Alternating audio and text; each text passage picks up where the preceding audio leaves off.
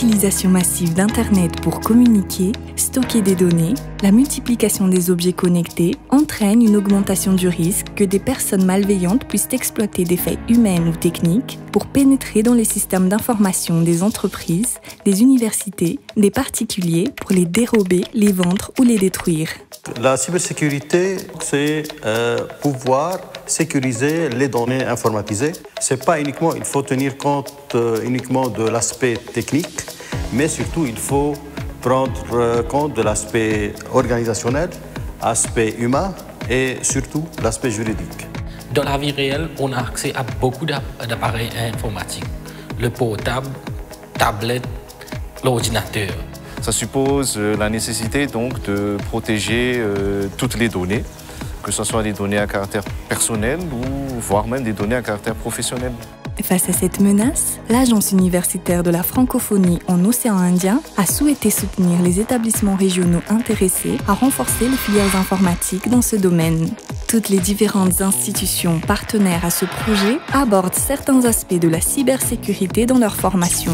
Le projet CISOA a pour but de construire une offre complète destinée aux étudiants de licence en développant des briques d'enseignement cybersécurité en lien étroit avec les besoins des entreprises. Dans nos filières informatiques, on a intégré un module de cybersécurité depuis un moment déjà et je suis responsable de ce module.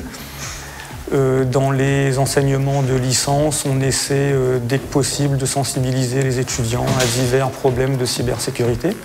On a un module de cryptographie et sécurité qu'on fait déjà chez nous, mais comme on a dit déjà, on a besoin de grandes quantités de spécialistes. Autour des établissements d'enseignement supérieur et des entreprises partenaires, le regroupement qui a eu lieu à Antananarive du 21 au 23 janvier 2018, animé par le professeur Maroun Chamoun de l'Université Saint-Joseph de Beyrouth, a permis aux participants d'élaborer un catalogue commun d'enseignement. On a fait des débats entre universités tout d'abord, ensuite universités et entreprises. On a pu trouver quelles sont exactement les attentes de l'industrie dans le domaine de la cybersécurité. Qu'est-ce qui manque donc dans notre formation éventuellement et qu'est-ce qu'ils en ont besoin, c'est-à-dire une adéquation formation-emploi? Les questions juridiques et éthiques, dont l'importance dans la formation a été soulignée par tous, mais qui sont peu développées dans la région, devront faire l'objet d'un effort particulier pour arriver à créer une base commune dans les prochains mois. Il est nécessaire de poser un cadre juridique qui soit à même donc d'assurer une certaine sécurité par rapport aux transactions. Face aux défis auxquels est confronté l'océan Indien et compte tenu de la volonté politique régionale, la cybersécurité est une des thématiques importantes en matière de formation, recherche pour les années à venir.